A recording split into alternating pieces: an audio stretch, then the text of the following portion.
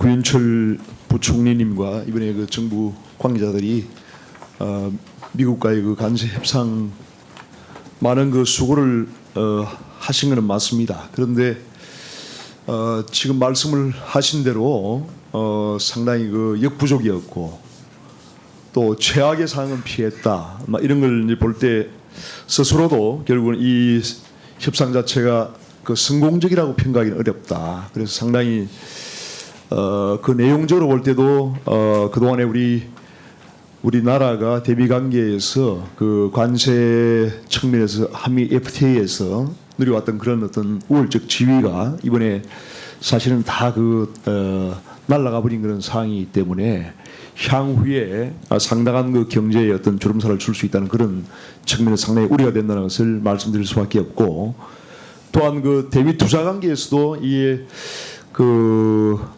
일본이나 EU에 비해서 상당히 과도하게 우리가 약속을 한 것이 아닌가. 결국은 이제 일본 같은 경우에는 GDP의 한 10% 수준, EU 같은 경우에도 한 7% 수준 그 대미 투자를 약속했는데 우리 같은 경우는 20% 이상 그런 그 약속을 한 것이기 때문에 아까 조선협력이라든지 다른 그 여러 가지 반도체 이런 그 협력 관계를 말씀하셨지만은 어쨌든 그런 것을 그러한 엄청난 액수를 약속했다는 것은 상당히 그 앞으로 그 향후 우리 경제 운용에 또 기업들의 어떤 행보에 구속력을 가질 수밖에 없는 것이기 때문에 향후에 상당히 우려된다고 말씀을 드릴 수밖에 없습니다. 그리고 지금 살이나 이런 그 소고기 과체류 그 개방에 대해서도 계속 지금 뉴스가 나오거든요. 그래서 우리 국민들 상당히 민감한 그런 부분이기 때문에 이러한 부분에서 뭔가 정부가 말을 하지 못하고 있는 것이 아닌가 하는 그런 우려도 들고, 결국은 이런 여러 가지 어떤 상황을 볼 때 저는 이것이 실패한 그 협상이었다. 또 상당히 좀 굴욕적인 그런 인상도 주는 그런 협상이었다라고 평가를 할 수밖에 없습니다. 이런 그 결과가 오게 된 것은 결국은 그 이재명 정부의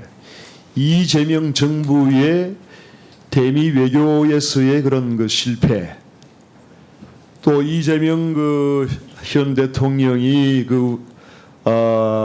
대통령 되기 전에 전직 중국 대사를 찾아가서 세세 외교를 언급을 한다든지 이런 그 불필요한 그 행보들을 하고, 또한 그 임기 초에 무슨 중국 전성절 행사에 참석을 검토한다는 식으로 계속 그 뉴스가 나왔고, 이러한 지금 미중 간의 상당한 패권 경쟁이 치열한 이 상황에서 현 정부가 상당히 친중 행보를 한다는 것은 미국의 어떤 정가나 외교가에서는 상당히 어떤 하나의 이 현 정부에 대한 인식으로 이미 자리가 고착화되어 있는 그런 상황이었습니다.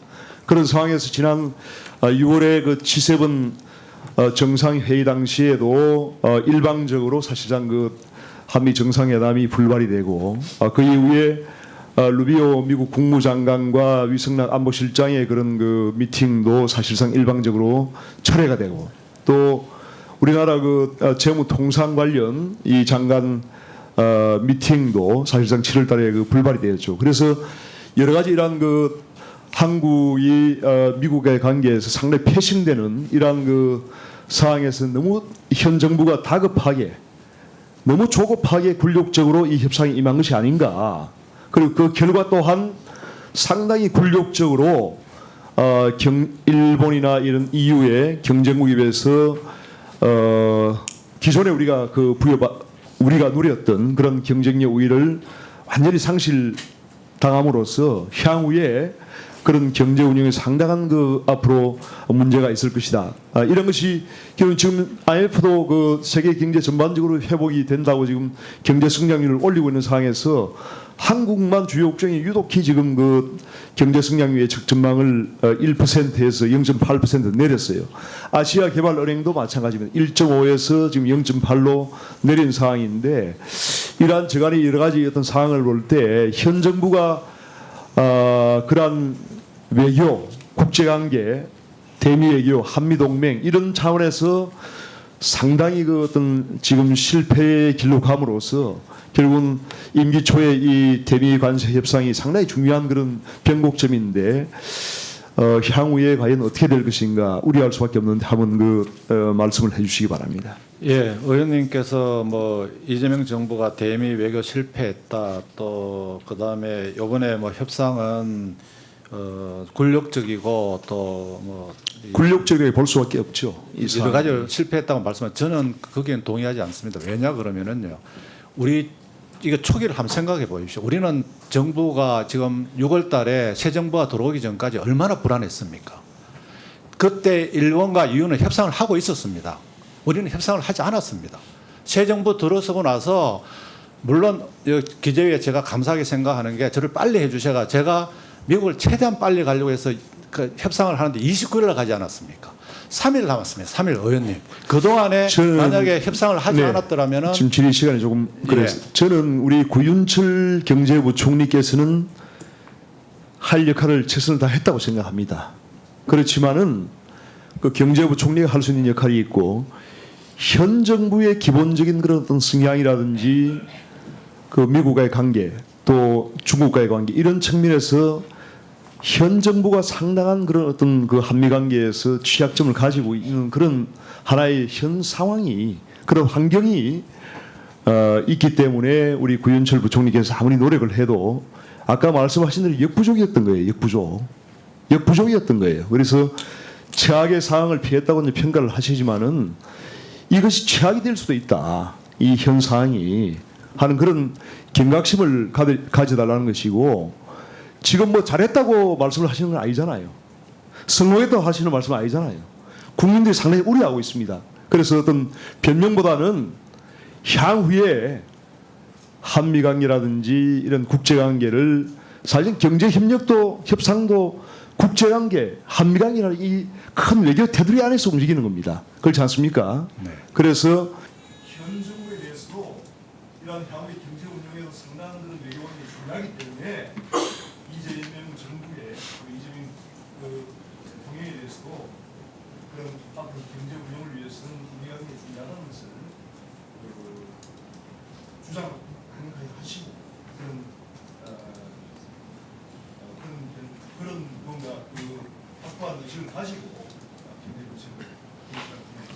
예, 의원님 말씀하신 것처럼 뭐 저희들이 제가 이번에 그 트럼프 대통령을 직접 뵈니까요. 정상회담을 다음 주 하자. 진짜 그러셨습니다. 그래서 이런 걸 봤을 때 트럼프 대통령의 시각은 그 의원님이 말씀하신 거하고는 좀 다를 수 있다고 저는 생각하기 때문에 또 그런 측면에서는 저희들이 좀 그래 너무 이렇게 비관적으로 보실 필요 없다 이렇게 말씀을 드리고요. 이번에 아마 그게 이제 그 불력적인 협상의 결과에 따른 일부 좀 변화가 있을지 모르지만 제가 파악을 하기로는 상당한 그 차이가 있습니다. 예, 의원님 이 굴욕적인 거 진짜 아닙니다. 저희들은 진짜 최선을 다했습니다. 왜냐하면은요. 그동안에 한국은 이 협상 시간이 짧았습니다. 정부가 바뀌는 과정에서. 그렇지만은 새 정부 바뀌어서 진짜 시간 따져보니까 한 일주일 정도를 진짜 줄기차게 매달려서 협상을 뭐 국민들 보시기에 잘했다는 건 아니고 최선을 다해서 저희들이 할 수 있는 범위 내에서는 소나기를 피했다. 최악의 상황을 피했다 이렇게. 예, 어쨌거나 하여튼 의원님 이게 다 정부의 공통적인 노력이라는 말씀을 드리고요. 그래서 지금 말씀하신 우려를 알겠습니다. 그래서 그 대미 투자에 있어서 저희들이 과도한 부분이라고 말씀하시는데요. 3,500억 불 중에서 1,500억 불은 우리가 조선에 완전히 얼라이언스 했기 때문에 이거는 진짜 한국만이 투자를 할 수 있는 분야라고 보시고 나머지 분야도 반도체, 2차 전지 이런 분야가 한국의 우월점이 있는 분야입니다. 미국이 5,500억 불도 아마 이런 분야 투자를 하라고 했을 때 오히려 한국한테는 저는 이게 오히려 유리할 수도 있다. 또 영국이 6천억 불을 해야 됩니다. 이유가 그 부분도 아마 이런 분야 했을 때 영국보다는 한국에 장점이 있다. 이렇게 따졌을 때 의원님 힘을 좀 주십시오. 그러면은 이거 한국이 적극적으로 갔을 때는 우리 돈 3,500불에다가 일본 거 5,500불, EU 거 6천억 불까지도 이쪽으로 갔을 때 누가 위너가 되겠습니까? 그래서 그런 측면에 좀 힘을 실어주시면은 저희들이 적극적으로 해서 오히려 이 기회로 전환을 시키겠습니다.